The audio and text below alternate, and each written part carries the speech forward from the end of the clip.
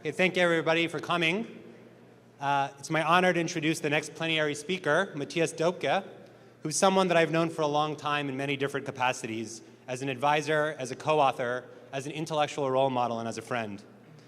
For those who are already not familiar with Matthias's work, he works at the intersection of family economics, macroeconomics, and development. I like to think about the agenda as opening the black box on the representative household to think more deeply about how families, or small groups of connected individuals, jointly make economic decisions. Conservatively, over 2/3 of US households fall into this category, and evidence suggests that they behave quite differently than collections of independent individuals. The connection to macroeconomics comes from the fact that family decisions about things like fertility, education, the division of labor have important macroeconomic consequences, and macroeconomic conditions in turn determine and influence the types of decisions that families make.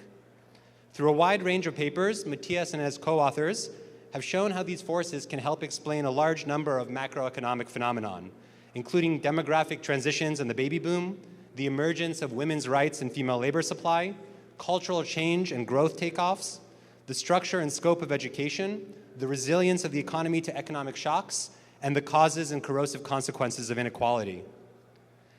Even after many years of studying these topics, I'm continuously surprised by the additional macroeconomic implications that one could derive from simply acknowledging that our representative agents tend to get married, have children, and take care of one another. In many ways, these topics have never been more pertinent or timelier.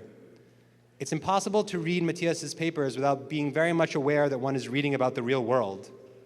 It's probably the reason that, through my joint work with him, I've seen how much his papers resonate not just with other academics, but also with journalists, regular people who've sent us emails, and at least once, a US senator. What impressed me most about Matthias's papers, however, when I was first exposed to them in graduate school, is his ability to maintain proximity to real life without losing the scientific rigor that's demanded by our profession. To me, his work very much embodies the best characteristics of his esteemed advisors at the University of Chicago, reflecting both the technical elegance of Bob Lucas and the uncommon intuition of Gary Becker. In this sense, I think he possesses that rare combinations of gifts that John Maynard Keynes long ago said was required by any great economist, those of the mathematician, the historian, the statesman, and the philosopher. I think that's what makes his papers so easy to read, so interesting, insightful. In light of all this, the successes he's accrued over his career are hardly surprising. He's a member of numerous prestigious research societies, including the NBER, the CEPR, ESA, and many others. He has served as an editor for the Review of Economic Dynamics and associate editor for the AER and the Journal of Economic Growth. He's published in a wide variety of prestigious outlets, including each of the top 5 leading economic journals, which I think is the academic equivalent of EGOTing, the acronym used to describe celebrities who've won an Emmy, a Grammy, an Oscar, and a Tony, and have few accolades left to earn. I even recall that he once jealously had 2 articles published in the same issue of Econometrica. But all these professional successes, as varied and prominent as they are, may partially distract from Matthias's other major contribution to the profession, and that is the mentoring of a younger generation of economists.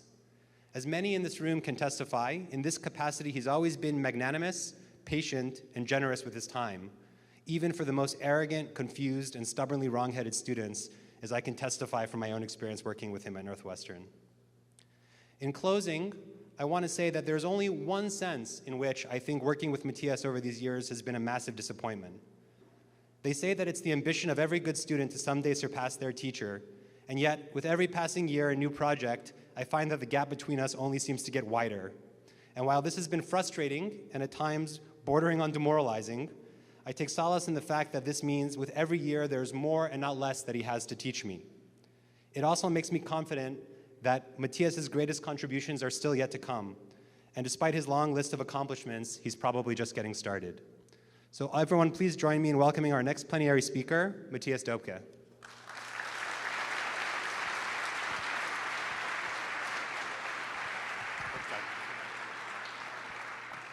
Thank you, Titan, so much for this wonderful introduction. Thanks to the organizers for having me here today. Now, I've told Titan just before that I'm more terrified than of most things I've done, because this is also like a family meeting. You know, I mean, Titan is one of my academic children, I suppose. I've been coming to these family meetings for a very long time, the Thanksgiving of dynamic economics. I started in Alghero in 1999, another beachfront SED. I don't know if there's many people here who went to that very exciting meeting, but I've been here every year except for childbirth and pandemics. And so it's really a very special honor to be able to give this talk here today.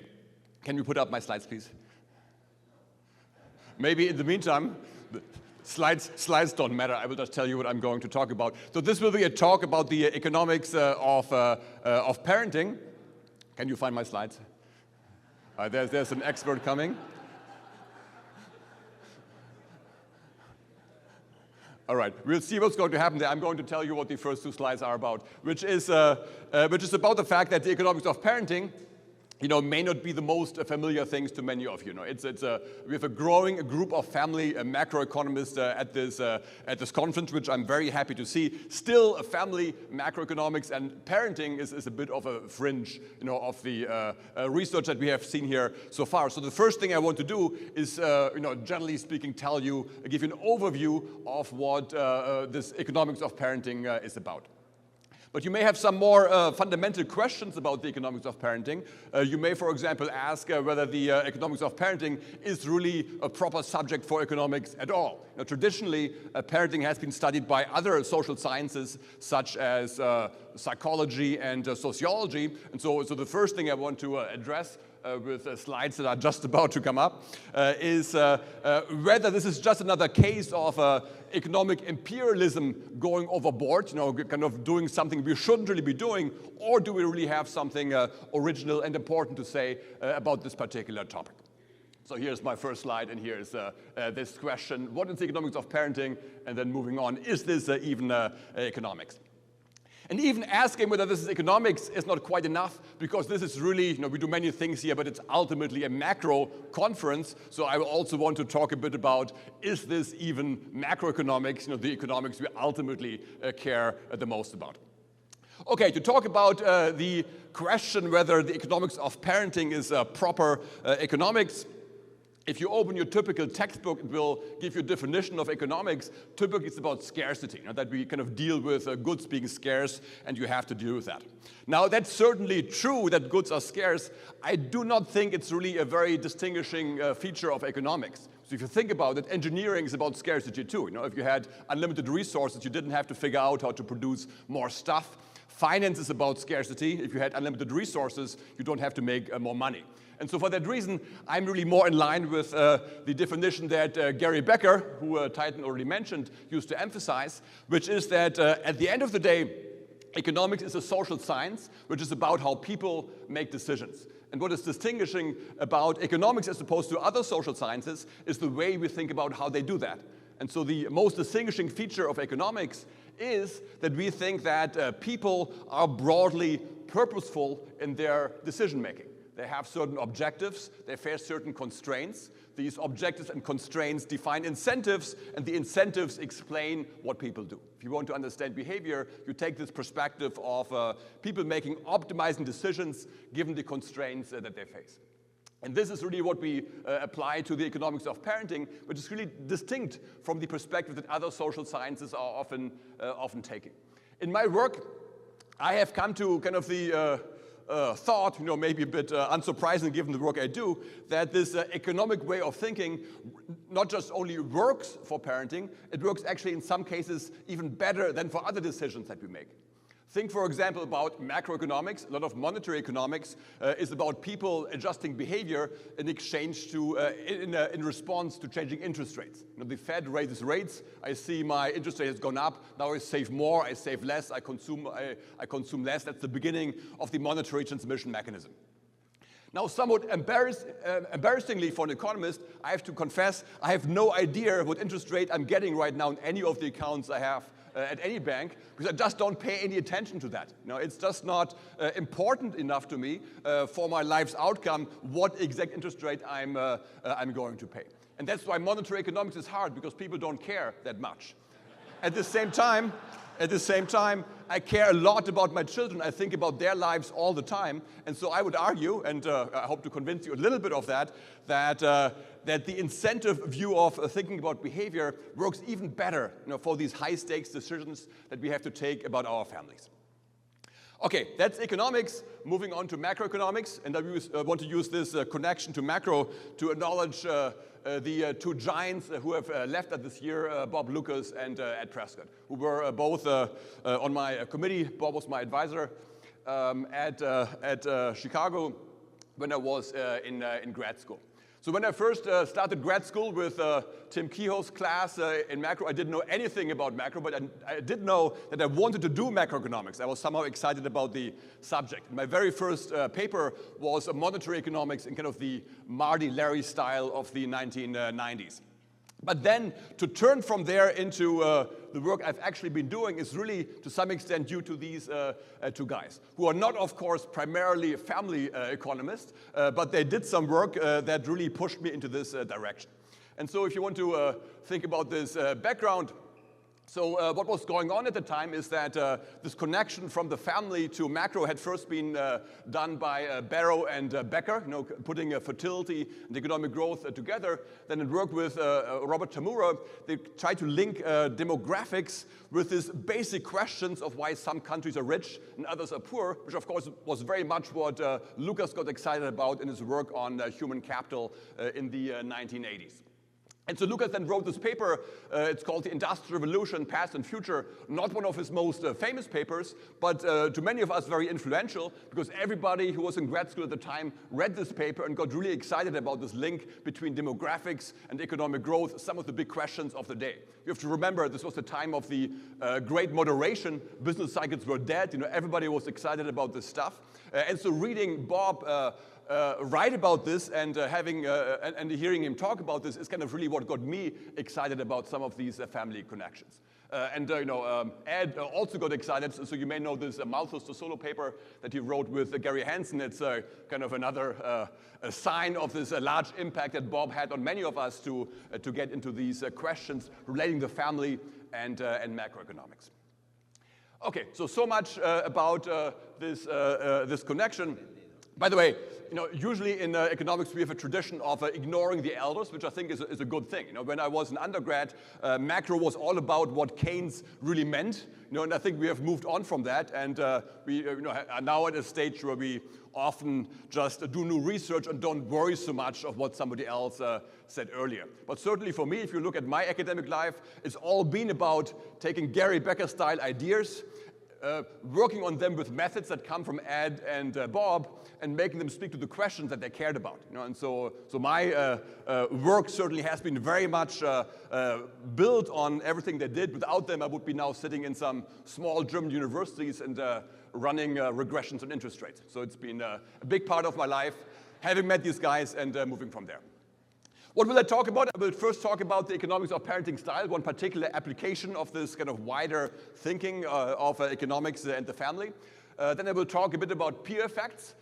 You will see that, in a sense, this applies a bit more to larger children, bigger children, older children, later in their lives. And then at the end, I will go back and put, again, economics, macroeconomics, and parenting together. What are kind of really the key connections between these two areas?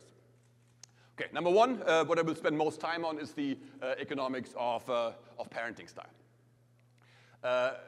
Parenting style is one aspect of parenting that wasn't there, when first, Lucas and Barrow started to think about these connections of the family and macro. Initially, the focus was primarily on decisions on fertility, how many children to have, and human capital, education, the kind of things that Lucas was talking about in his work on economic growth.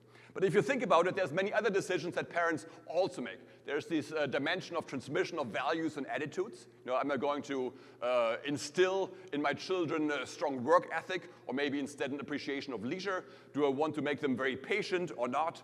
Do I want to make them support the German national football team or some other outfit that may be kind of less exciting?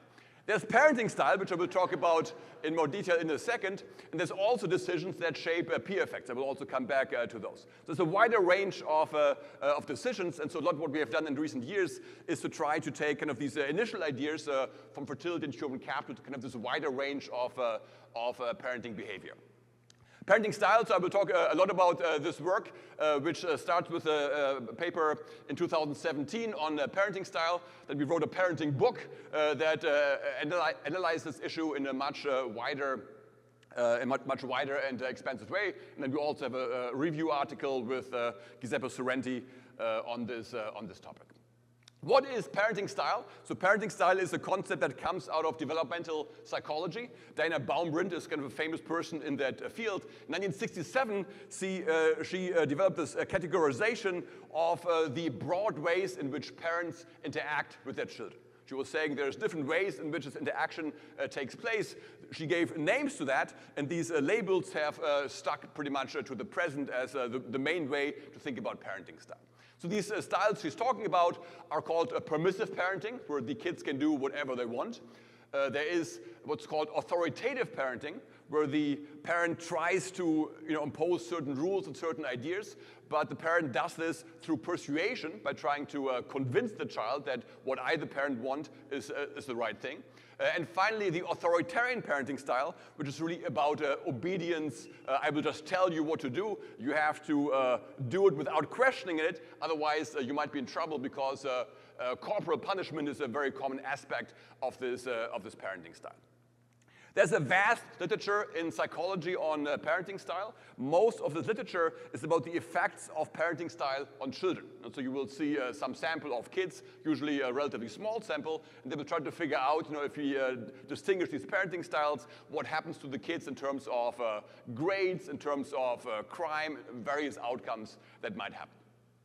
Now, as I said before, we want to think about parenting in the economic way. So rather than think about what are the effects of parenting style, our first interest is going to be, why do parents choose a certain parenting style? So we're going to think of parenting as implementing certain objectives that will respond to the environment, the incentives that the environment provides, and then choose the parenting style that they find the most appropriate, the most successful.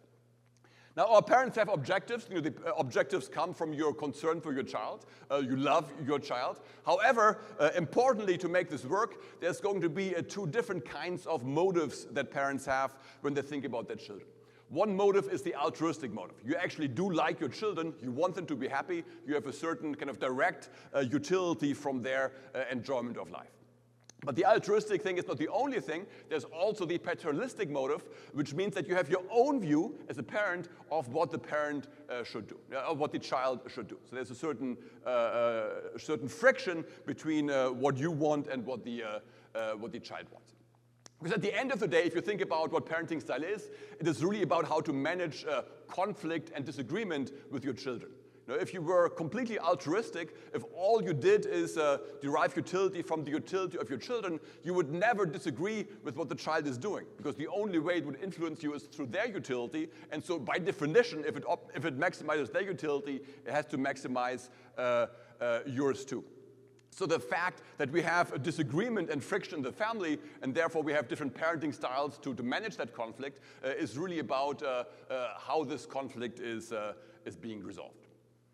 So how are we going to think about this? So we're going to then develop theories where we explicitly say what are these different motives, and then kind of derive what parenting style is going to follow from that. So here's an illustration of this kind of conflict. I'm going to think here of a single parent and a single child. There's going to be two periods, and each of these two periods has two sub-periods. So we can think about discounting and patience throughout these childhood and adulthood periods. The parent has a value function that depends on some vector S of skills. You can think of this as having a component of human capital, so usual cognitive skills that make you productive, but also non-cognitive skills or attitudes. This could also include aspect of preferences, such as your time preferences or your work leisure preferences, your work ethic. Now this parent derives utility from the child in two different ways. You have the z there, which is the overall weight attached to the child. Then there's this component 1 minus gamma v, the blue v. This v is the true utility function of the child. So there's an element of altruism. You do want the child to be happy. You care about the child. However, you do something else. Now, it's not just the direct altruism, there's also the paternalistic component. This v tilde, the gamma times v tilde, is an aspect through which you evaluate the choices of the child through your own utility with a utility that's potentially different from what the child, him or herself, is feeling about these choices. The child has a value function too, because children have to take choices here. It's all about disagreeing with the choices of the child. It's a similar structure, so we have the utility over the young and the old period in childhood, and then the continuation utility, which, if you make this model dynastic, is just another adult utility. You know, this child will go on to have children, and so on. So you can see here the utility of the child depends on consumption and leisure. It depends on preferences, A1 and A2. These preferences are partly determined by the parent. There's going to be some decision of what values to endow the children with. You can invest some effort, for example, to make your child more patient, or to make your child appreciate leisure more or less, to make them work more or less hard. There's a cost to that. It's not perfect, but there's some way in which you have some impact on what these values and preferences are going to be. So this is the true utility of the child. In addition, there's this v tilde, which is the paternalistic utility, which is also defined over the outcomes of the child, but it's done now with the preference parameters, or some subset of the preference parameters of the parent. So it is the separate utility that the parent gets through his or her own eye. Now, the parent can shape the child's choices in two different ways. One thing you can do is to move those preference parameters A1 and A2. So you can try to endow the child with certain preferences that make the child behave in a way that accords more with your wishes. This A1 could represent a deep love for the German football team, so that would make it a bit more lined up on this dimension. It could also be something like appreciation of hard work and more forward-looking attitudes that make it work harder in a way that you find appropriate. The second thing you can do is restrict choice. So there's a choice set. There's a set of options that the child can choose from when it makes her own choice. And this choice set X can be bigger or larger, and the parent can put some effort in making this choice set smaller. You could say, well, you just cannot be out after 10 p.m. You cannot use your iPad. You can have a limited choice, and this will have some impact on what choice the child is actually going to make. Now, as I said, a key implication of paternalism is that there's disagreement, that the child will sometimes take choices that the parent doesn't like. And so now parenting style in this framework is simply how is this disagreement resolved? In what way are we dealing with the fact that we have disagreement? One possibility is to just give up. Say, well, in principle, disagree, but I'm too tired to do anything, so I'm just going to let you do your own thing. That would be corresponding to the permissive parenting style as defined by Baumrind. A second possibility is that I decide to indoctrinate the child. I try to mold the preferences in a way that accords more with my wishes. That would be moving these preference parameters A1, A2 around, and that would correspond to the authoritative parenting style in the sense that the parent imposes her wish but does it in a way that tries to convince the child of the adult viewpoint being right, as opposed to just command and control. And the final possibility is just restricting choice, saying you cannot do this or that. That would be making the choice set small, and that would be an authoritarian parenting style. Okay, so that is the overall framework. Now, what you're going to actually choose depends on the trade-off that you're going to face. And so you can now think about under what conditions each of those possible parenting styles will be more attractive. So think first of all about the permissive parenting style. The permissive parenting style has the disadvantage that you're not going to get what you want. You give full control to the child will do certain things that you don't like. So whether or not you want to engage in this style is a question of, is it really worth it for you to put the effort to get something else? Because it does take time, it does take effort to indoctrinate the child. It takes time to be authoritarian and control and always monitor what the child is actually doing. So the permissive style will ultimately be a function of how important the stakes are. If you really care a lot about the child doing the right thing, well, then you will not want to do this. But if you in principle care that you should do this, but it's not all that important if you do something else, if the stakes are low, then you're not going to do this. So the permissive style will be occurring when the stakes in whatever decision you're looking at are fairly low.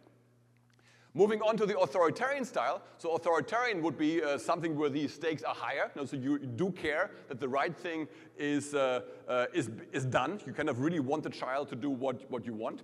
But at the same time, to be authoritarian, you also have to have two further conditions met.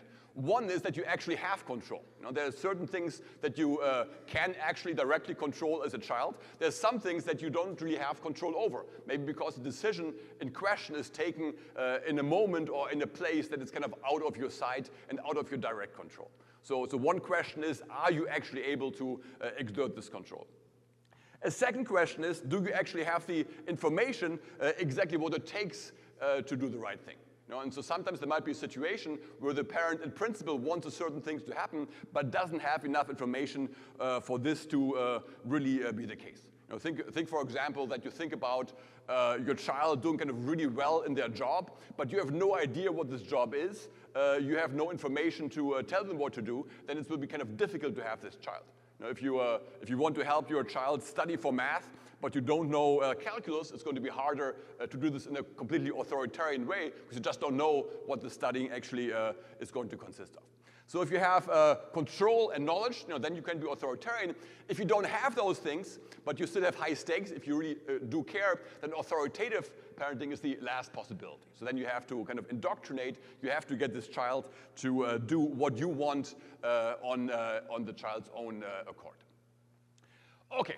So this idea of different parenting styles, you could in principle apply that to many different decisions, many different sources of conflicts. And there are some decisions that I think every parent is going to come down one way or the other. Think, for example, about the decision, think of a toddler this tall at the street and decides to just run across the street that's full of cars going left and right.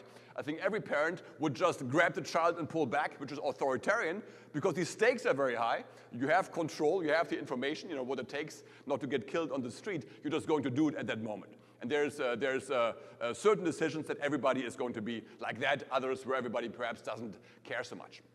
But at the end of the day, if you think about where most conflict comes from, most of the time, a lot of that has to do with this conflict of working harder for your future, working harder for education, working harder to prepare you for what comes 10, 20 years down the road. A typical conflict in our house is about more time for YouTube versus more time for homework or more time for music practice. This is kind of what a lot of the friction is. So in our work on this, Fabrizio and I wrote on a model where we have this particular decision at the center. So there's children who have to decide how much effort to put into education. And there's also an aspect of career choice. So there's a decision of what kind of a life do you want to live. The choices here are to either follow your own inclination, kind of what you maybe think you have the right skill for, or do the same thing that your parent did, follow in the footsteps of your parent, which is still not uncommon. I think we have a good number of economists here who are children of economists. But it used to be super common in the past. We want to apply this to kind of a wider range of history. In the past, most children did the same job their parent did. And so that's one dimension we wanted to have in here.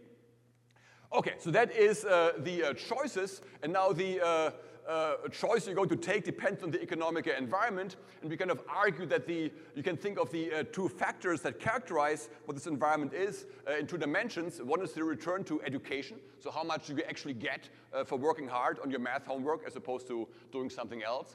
And the second one is what we call the incumbency premium, how much is the advantage of doing the same thing that your parent did. If you follow in the footsteps of your parent, there's going to be some advantages. You get some built-in human capital from learning at home from what's going on. There may also be formal barriers to mobility. If there's barriers to class mobility, think of Indian society. Then of course there's an even higher barrier to go to somewhere else. If you're in agriculture, which used to be the most common job, and there's a land that your parents have, and that's not very easy to sell, again, there would be a big reason to do the same thing that your parent did. So if you now map out these choices of what parenting style you want to choose, it looks like this. So the x-axis here, the horizontal axis is the incumbency premium. You see if the incumbency premium is high, then you want to be authoritarian. Why is that? Well, if there's a high return to doing the same thing that your parent did, think of a society where there's very little mobility, then the parent wants the child to do that. The stakes would be high in terms of doing the wrong thing, and the parent has the information.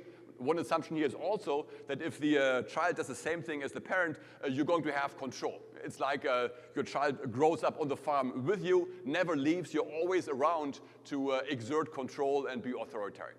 And so a high incumbency premium would correspond to authoritarian parenting.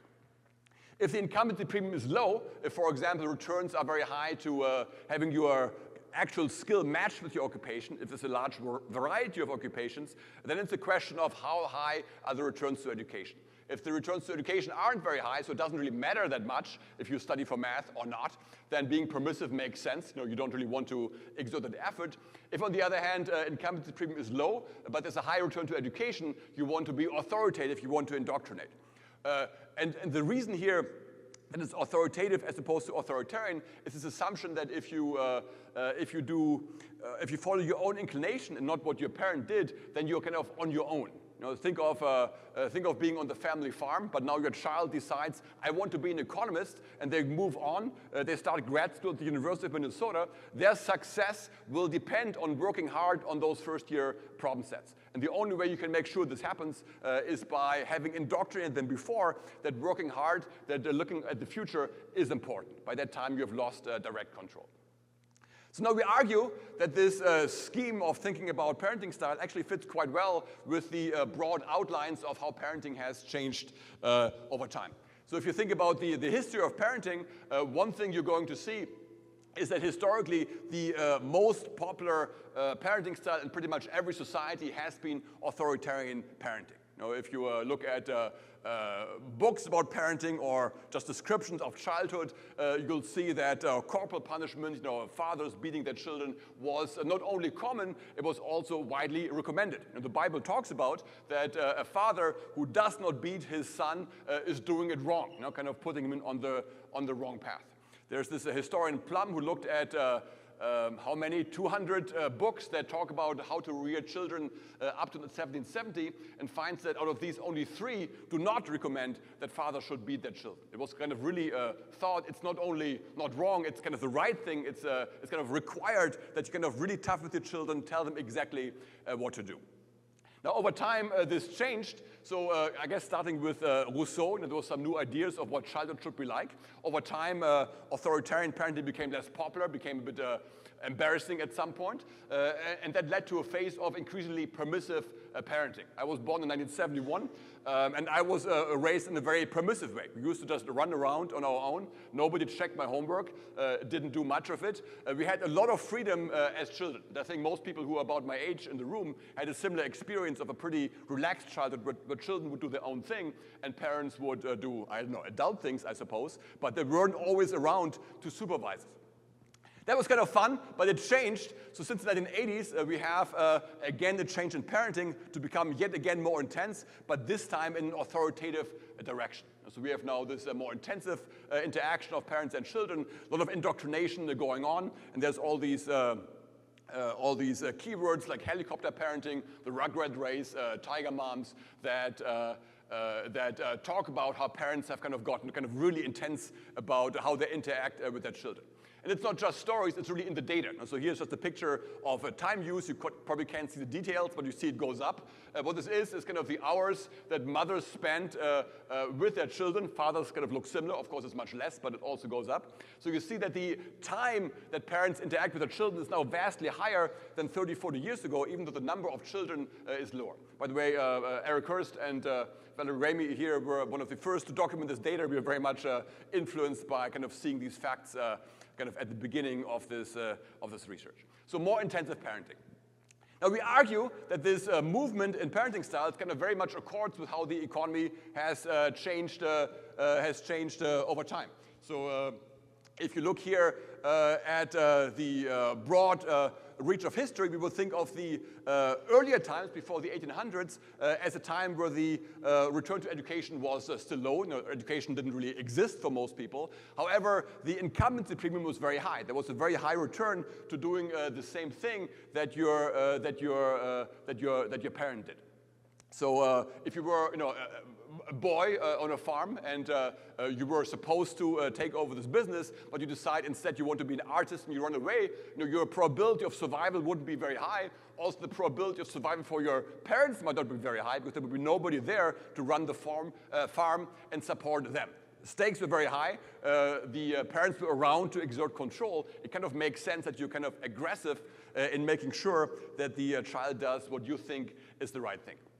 If you think of the daughters, think, for example, of this issue of sex before marriage. Even today, there's probably many parents who don't think, ideally, that they would like to have too much of that. But the stakes have changed a lot. If you were in a pre-1800 society and your 16-year-old daughter got pregnant, that would be a disaster because she probably would not be able, she would definitely not be able to marry. The child would probably not be able to be supported, would probably die in childhood. It would be a complete disaster for the family. Maybe not surprising that the parents at the time were kind of pushy in making sure that you do exactly what you think is right. You had the information, and you were not wrong that the stakes in not following what you were saying were quite high. From there, you come to this 1970s period of permissive parenting. At the time, this return to incumbency was much eroded. Most people did what they liked, and really finding your right match was more important. At the same time, the returns to education were quite low. Inequality was quite low. When I was in school back in Germany, parents were relaxed, and I think they were relaxed in large part because it didn't matter so much what you did. If you went to university and became a lawyer, or go to the VW factory and work in manufacturing, or become a carpenter in the village, the income you would get would be not that much different. The lifestyle you would have would be similar. You would have a similar probability of getting married and having children, everything working out fine.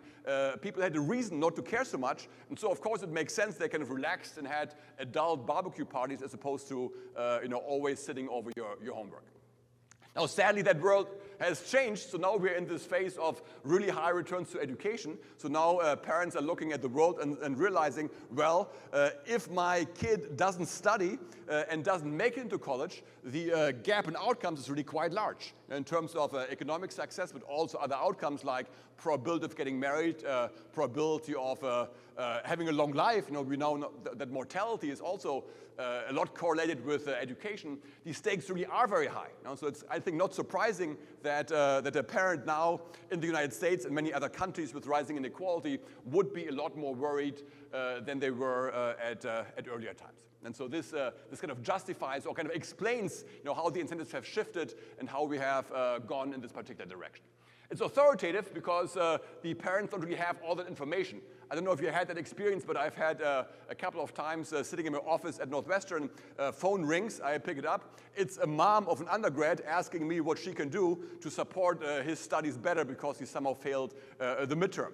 So it's still some parents out there who try to directly control what is going on, but the reality is it's really not possible. The kids kind of have to do it on their own. They are in a place where they have to get by without the parents, and the only way that's going to work is for them to have the right values. If you didn't explain to them why it makes sense to work hard at Northwestern, it's too late at that moment to do it. That's why it has to be authoritative as opposed to authoritarian. Okay, you can also look at this across countries. Let me take a look. How am I doing on time? I think I can talk about this briefly. So another thing we talk about is how this same relationship of a link between the stakes, so here measured by inequality and parenting outcomes, also holds if you look at a cross-section of countries. So here for this we look at the World Values Surveys, and one question they have in there, asked in many countries, is what kind of values are important to emphasize in raising children. So there's values like obedience, which is very much correlated with authoritarian parenting style. There's values like hard work, which sound a bit authoritative, work hard on math and go to college. And there's things like imagination, independence, which are probably a bit more in line with the permissive parenting style. If you look at correlations of these values across countries with inequality, you see they line up kind of very much like what the theory says. Look at the figure at the far right, hard work. This tells you the fraction of parents in a given country that think that hard work is an important value to emphasize, and it's written by inequality from the left to the right. So left is low inequality, to the right is high inequality.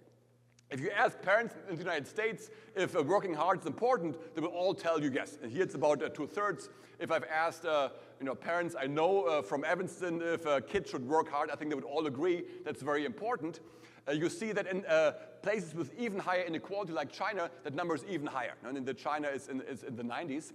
But there's other places in the world where parents think this idea of kids working hard is a little bit crazy. If you go to China, you're going down. If you're going to Sweden, you're going down to 11%. Most Swedish parents think that that children should be a bit more independent and enjoy their childhood, have fun and play, and working hard is better left for later when you're an adult. So there's kind of really a large range in outcomes over here that very much correlates with inequality.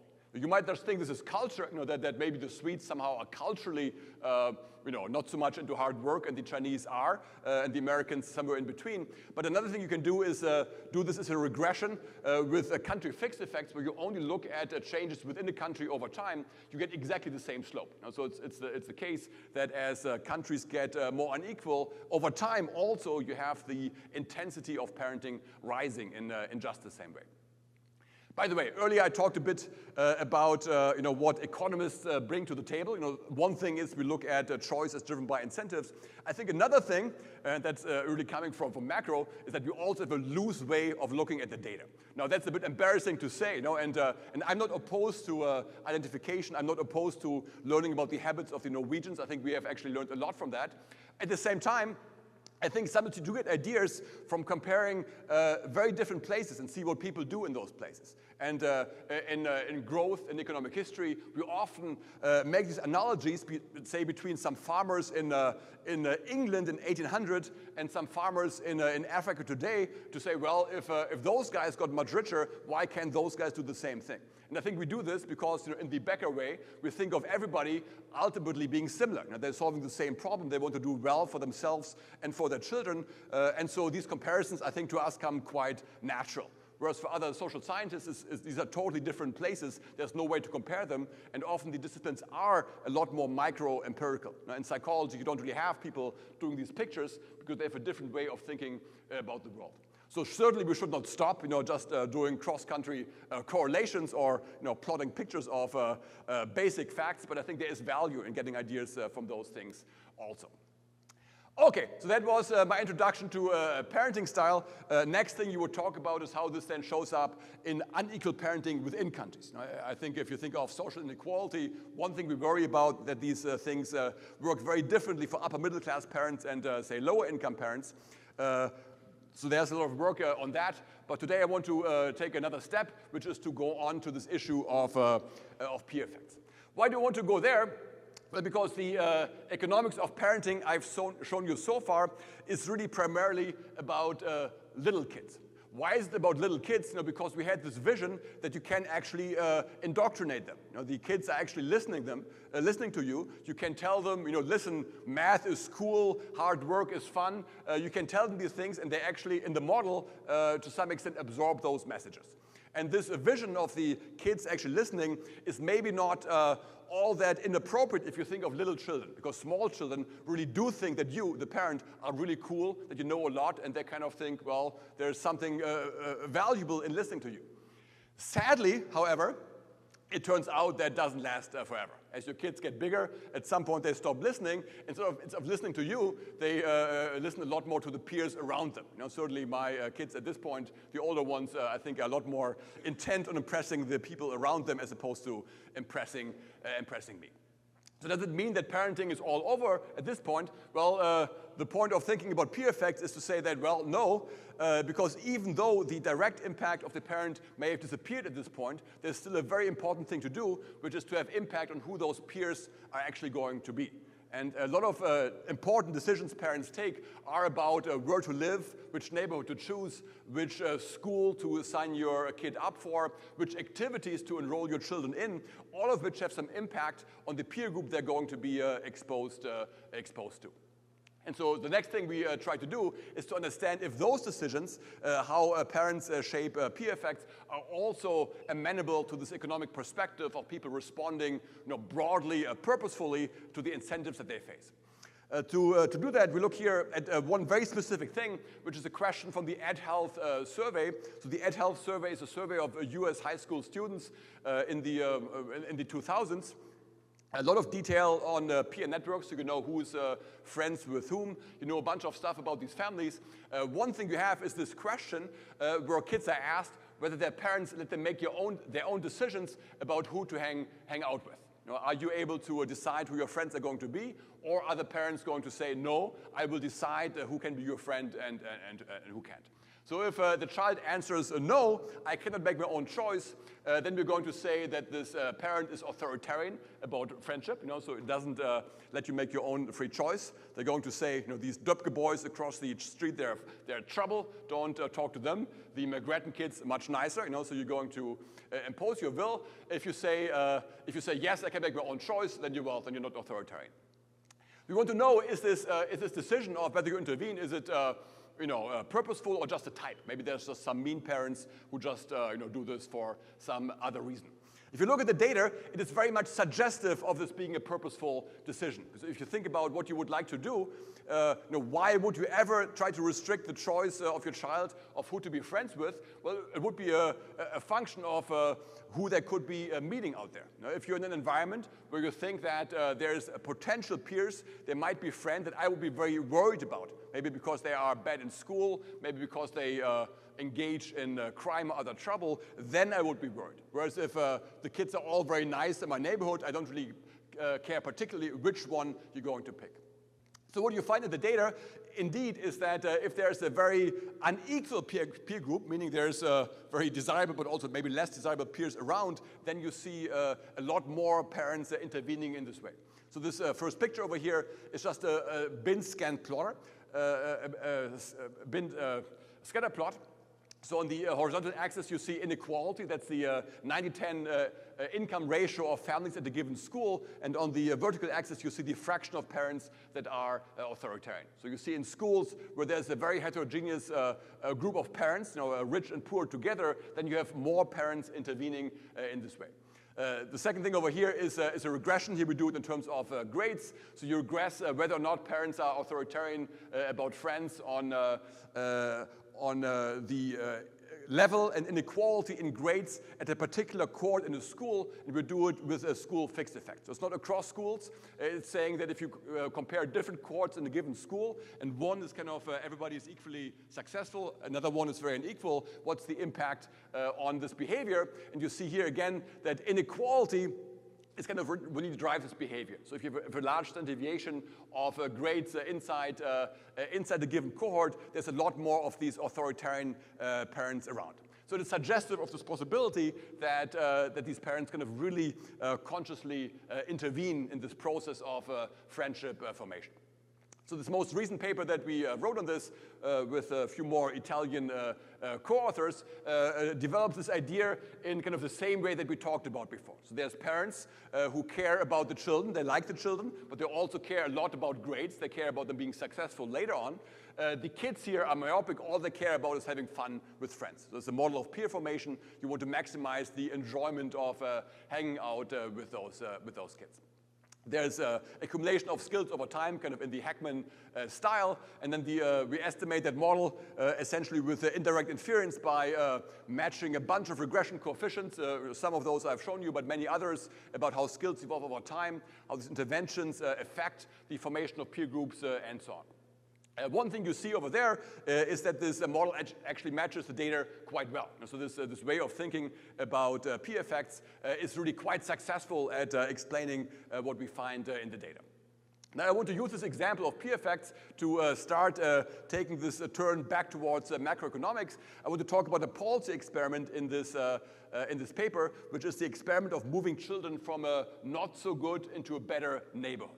And this is something we've talked a lot about in recent years. Think of this Chetty and Hendren work of moving to opportunity. What happens if you move kids across neighborhoods.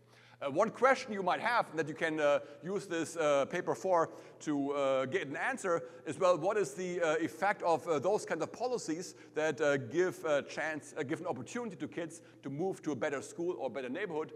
What's the effect of these policies if you scale them up? If you move a bunch of kids at the same time, as opposed to just a single child, which is essentially what's identified in many of the empirical papers.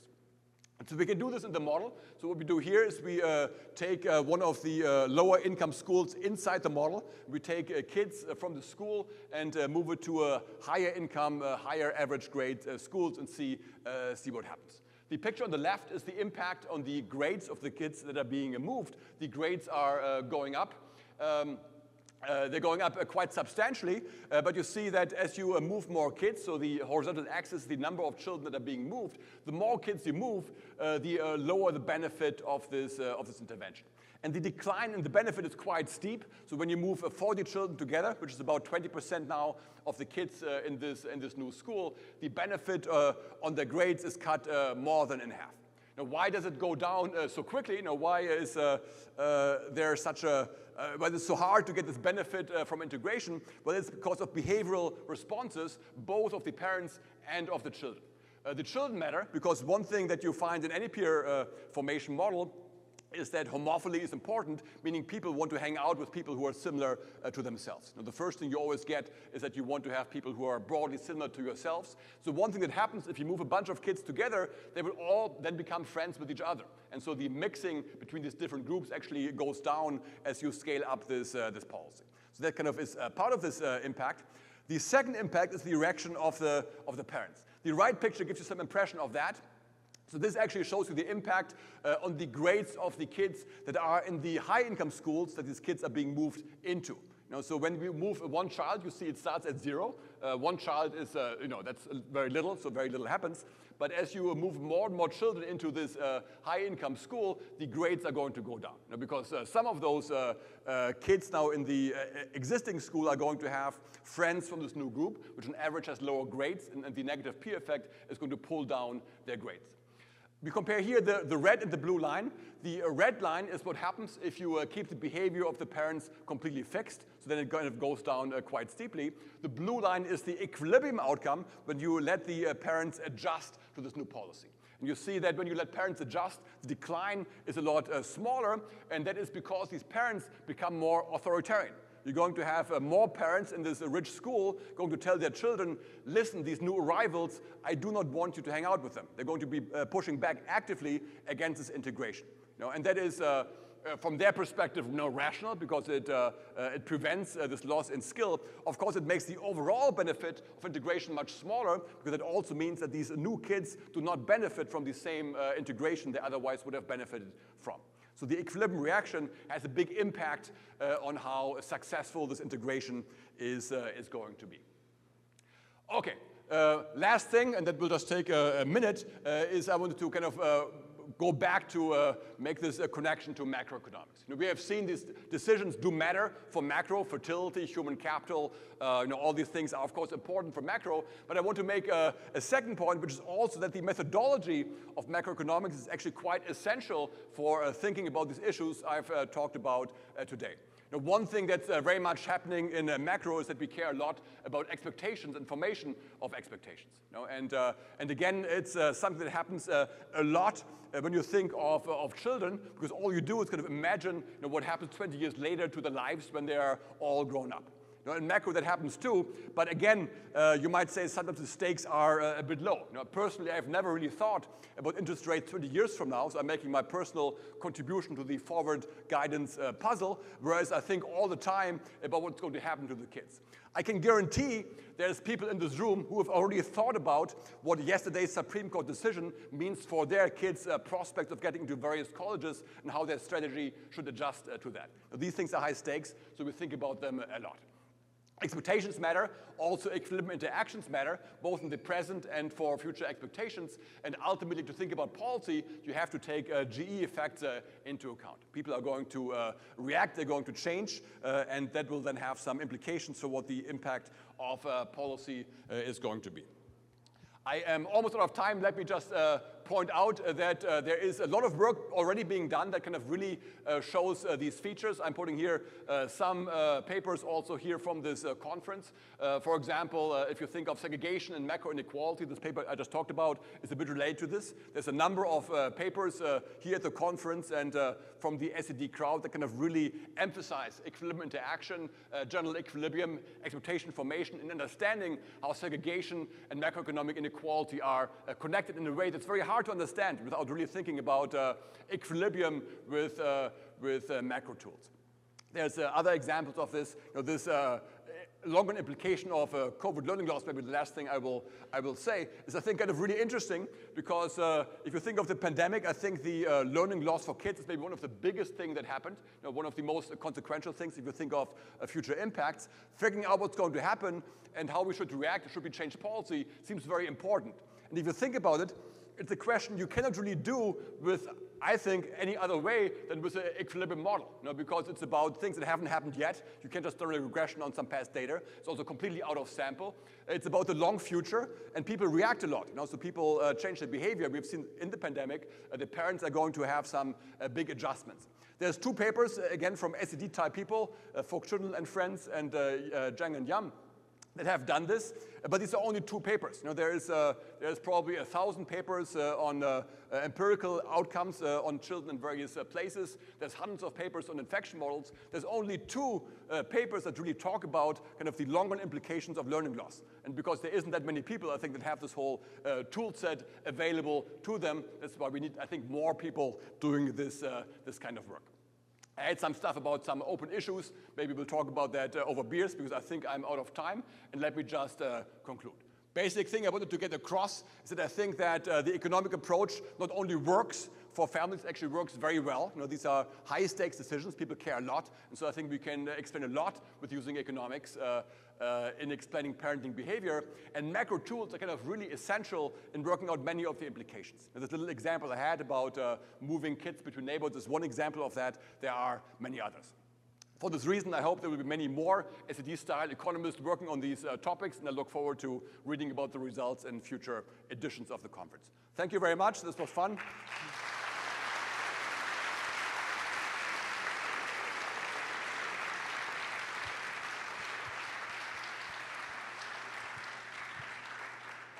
Thank you, Matthias, for that great talk. I want to know if there are any questions in the audience. You can raise your hand, and there are mics going around.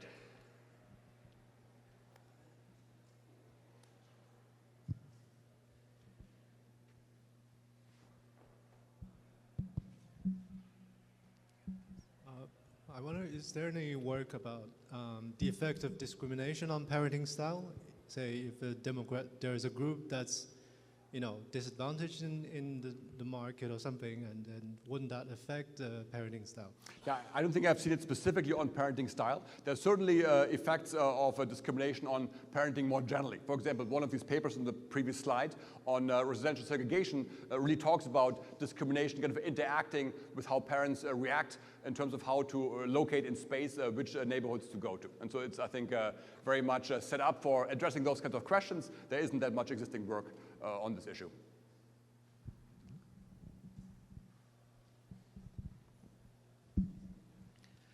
I know that you were talking about variation over time in parenting styles. I'm wondering if you have any thoughts, or there's any work on variation across groups. You know, Asian Americans, right. Kids study a lot more. Yeah, there's Do a lot. they have There's a lot different on that, incentives? and in the book we talk a lot about this because these differences are there. They're quite large, and I think understanding where that comes from is quite important because we have seen really a divergence in outcomes across different groups. So some of the work that Valerie did initially was documenting that there's kind of this rising gap between say, the time investments of educated parents and less educated parents in the United States, and so understanding that and working out the consequences is a big focus of this research.